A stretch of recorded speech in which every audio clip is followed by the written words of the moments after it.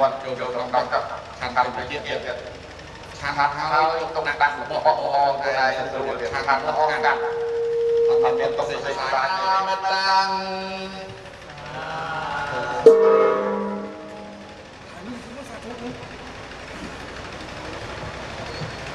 ต้องมาตั้งเราในมาตั้ง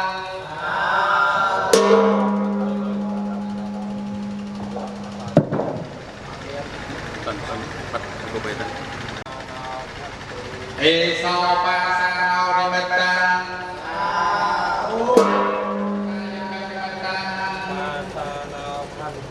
เอสาวปาสานาวในมาตั้ง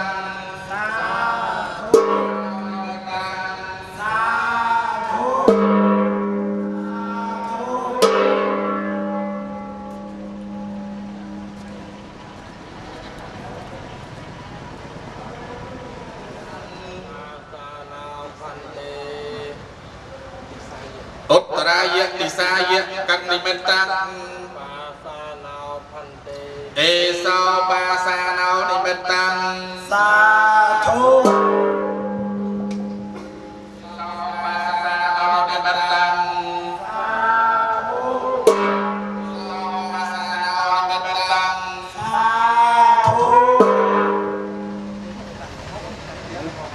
ชอบเอาไหมจะได้สาวนาฮองสำราเปไปมาในเอาเยเทวตาสันเปอาราเบียเตเรตหันตหันตาคัมปติเนนะเววังกโพยิตาสัมภังการเนเยยเตสานิกาเยยเวสาสัมปะปะมาตกังเนเยตกังพัมสัพเพปะโลมาสหรัสสังโฆยนังสัพเพละวันตเวเมเยตสาเปโลมานะโมเทลีโลมานะโมเทลีการต้องดูในสมบัติทั้งหลายไปมนุษย์สมบัติเทวสมบัติระเบียบสมบัติไปเรียนตะกี้ประการนอนตีลอยโลมานะโมเทลีสมอง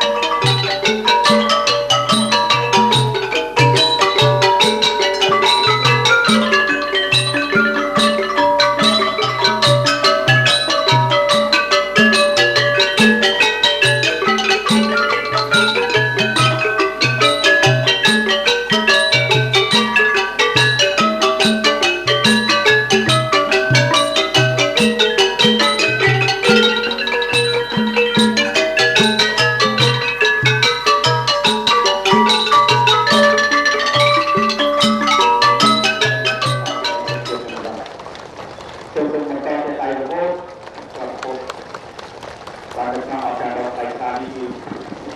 ក្នុងពិធីចាត់លេខទីបាននឹងប្រពោ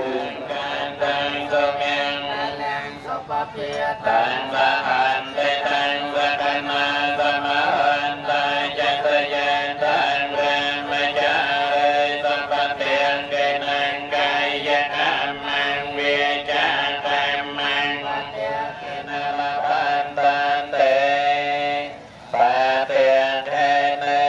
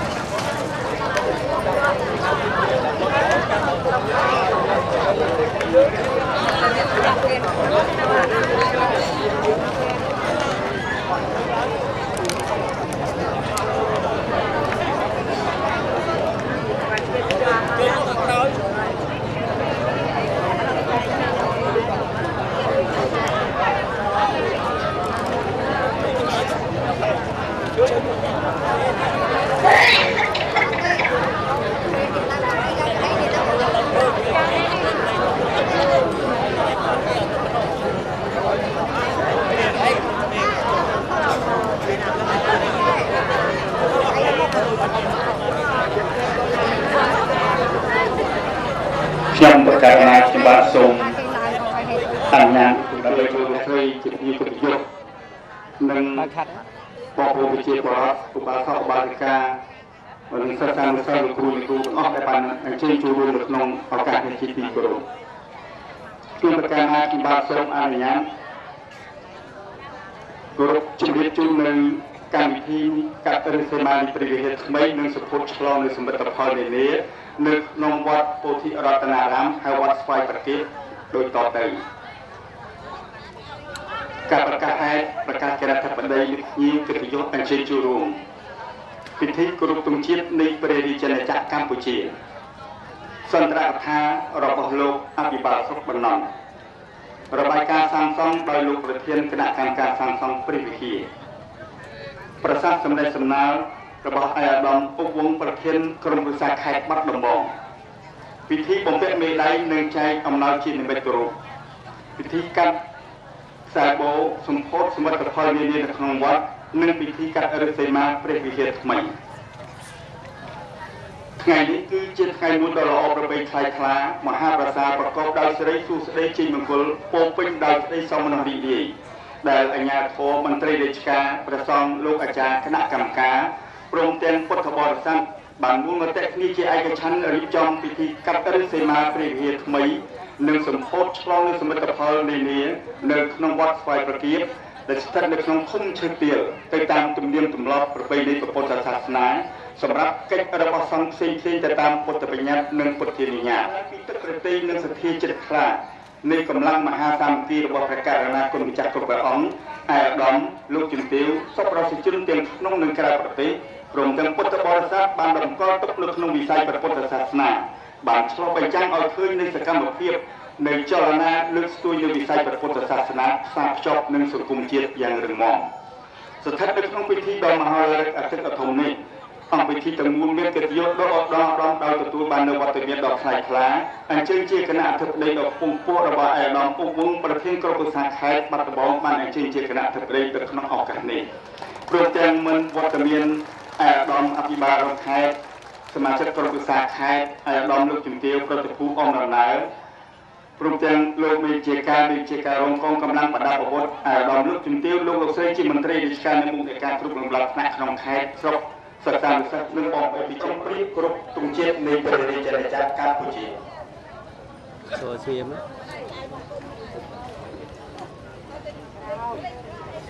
សូមប្រុងព្រៀបគោរពទង់ជាតិគោរព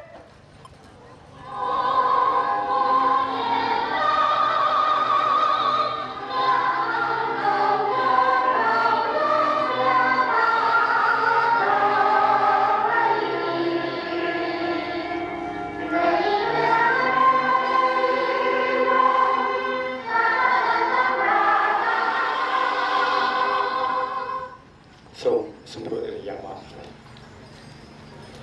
សូមក្រាបបានកុំបដិគុណព្រះមេគុណខេត្តនិងព្រះធេរានុធេរៈគ្រប់ព្រះអង្គជាទីសក្ការៈ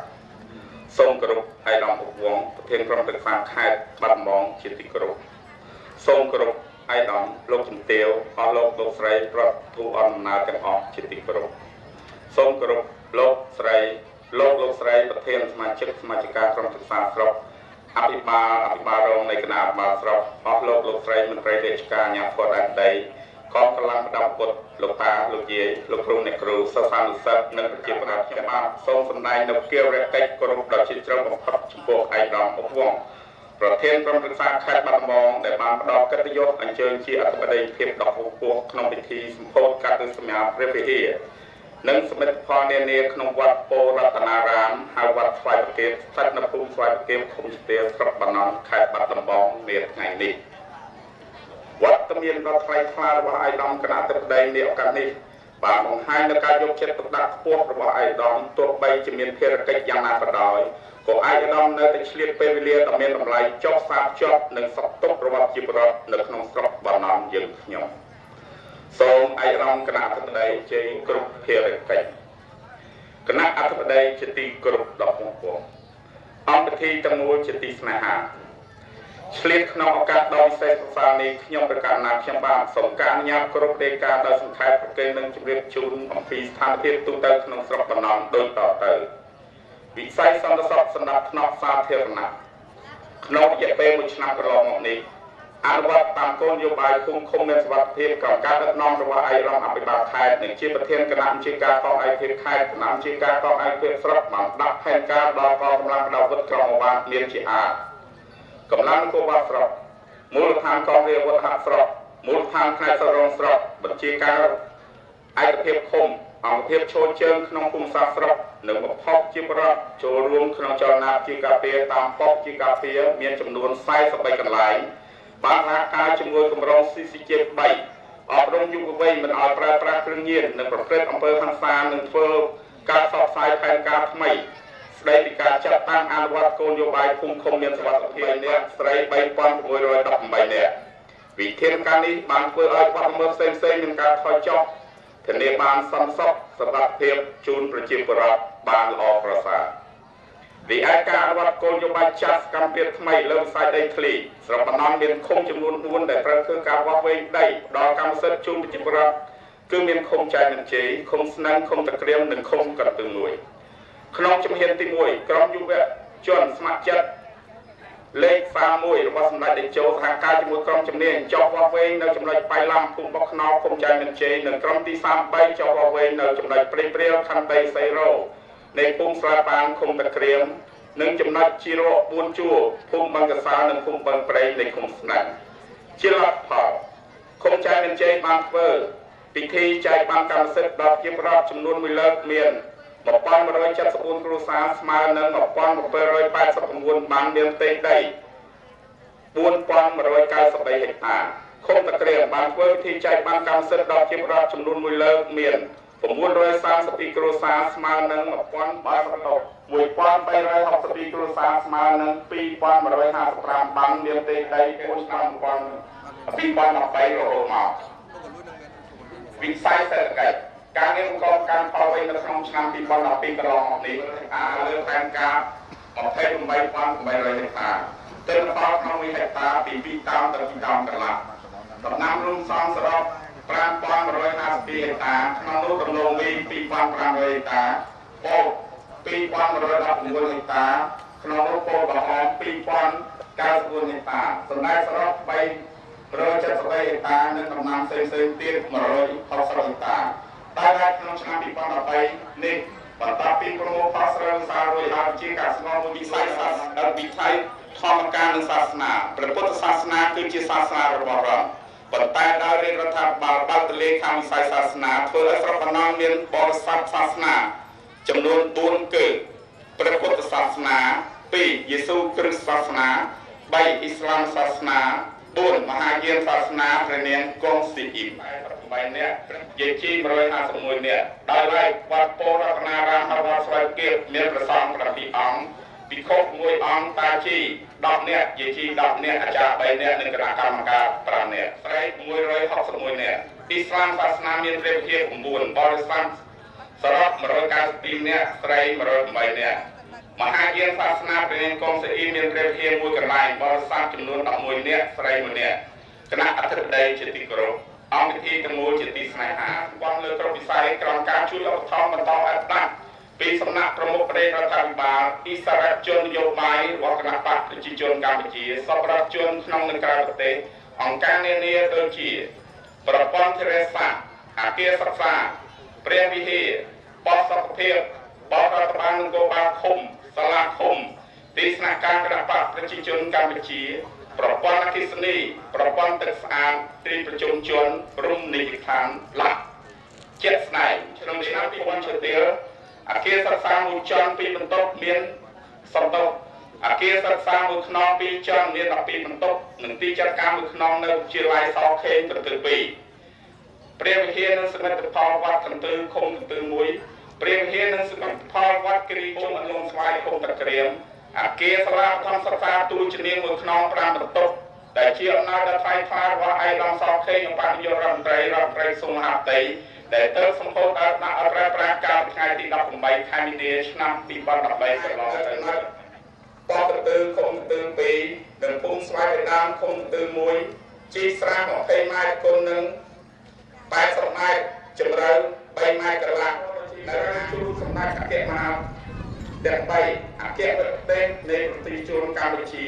ដែលបានលះបង់កម្លាំងកាយកម្លាំងចិត្តនិងបញ្ញាញាណបម្រើប្រទេសជាតិនិងប្រជាជនដើម្បីអធិបតេយ្យភាពបូរណភាពទឹកដីសន្តិភាពសេរីភាពប្រជាធិបតេយ្យនិងអភិវឌ្ឍសង្គមដែលយើងខ្ញុំទាំងអស់គ្នាសូមគោរពដឹងគុណដល់ជ្រាលជ្រៅចំពោះឯកឧត្តមសខេងអបនាយករដ្ឋមន្ត្រីសុមហាផ្ទៃនិងជាប្រធានក្រុមការងារគណៈបកខេត្តបាត់ដំបងឯកឧត្តមពុកវងប្រធានក្រុមប្រឹក្សាខេត្តបាត់ដំបងឯកឧត្តមសុខផលអគ្គស្នងការរងនគរបាលជាតិនិងជាប្រធានក្រុមការងារគណៈបកប្រជាជនកម្ពុជាស្រុកបណ្ណន់ឯកឧត្តមប្រធានអនុប្រធាននិងសមាជិកក្រុមការងារគណៈបកប្រជាជនកម្ពុជាគ្រប់ឃុំនិងអិសរាជជនគណៈបកនយោបាយគណៈបកប្រជាជនកម្ពុជាទាំងអស់ដែលជានិច្ចការតែទៅយកចិត្តទុកដាក់ជាប្រចាំចិញ្ចឹមចលនាចោះសាចោះសពបជជែកគ្រប់ភារកិច្ចជាទីបញ្ចប់ខ្ញុំប្រកាសណាខ្ញុំបានសូមប្រគេនពរទេរានុធរៈគ្រប់ព្រះអង្គសូមជូនពរគណៈធិបតីឯកឧត្តមលោកសូមយកជួបតំណាងគណៈកម្មការសាងសង់សូមអញ្ជើញធ្វើរបាយការណ៍សូមអញ្ជើញខ្ញុំកណ្ណាខ្ញុំបាទសូមនមស្ការថ្វាយបង្គំព្រះវិសុទ្ធិវង្សឧមុតរាជាគណៈអគ្គនាយកនិងជាព្រះមេឃុនខេត្តបាត់ដំបងជាទីសុខគោរពសក្ការៈដ៏ខ្ពស់សូមនមស្ការថ្វាយបង្គំទេរានុទេរៈគ្រប់ព្រះអង្គដែលអមដំណើរព្រះមេឃុនជាទីសក្ការៈត្រីរាជការនានាក្នុងស្រុកកងកម្លាំងប្រដាប់អាវុធគ្រប់ប្រភេទលោកវិរិយកិត្តិយស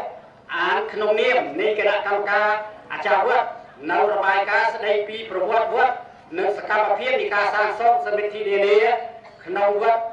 ប្រកេននិងជូនប្រកាសណាគ្រប់ព្រះអង្គគណៈអធិបតីជាកិត្តិយសនិងសមាជិកានៃអង្គពិធីទាំងមូលជ្រាបដូចតទៅមួយប្រវត្តិនៃការកកើតវត្ត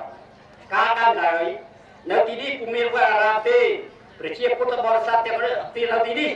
ត្រូវទៅធ្វើបុណ្យសន្តាននៅឯវត្តសូរិយារាមបាយរំរាប់ឃុំបាយរំរាប់ស្រុកសង្កែបច្ចុប្បន្នស្រុកបាណន់ខេត្តបាត់ដំបងដែលមានចម្ងាយពីទីនេះទៅដល់វត្តបាយរំរាប់ប្រមាណជា6គីឡូម៉ែត្រគូផ្សំនឹងគមនាគមន៍កុលបាព្រោះនាវស្សានរដូវផ្លូវត្រូវពោពេញដោយពួកផុងនិងគ្លីបគោឯរដូវប្រាំងវិញពោពេញដោយទូលីហុយដេះ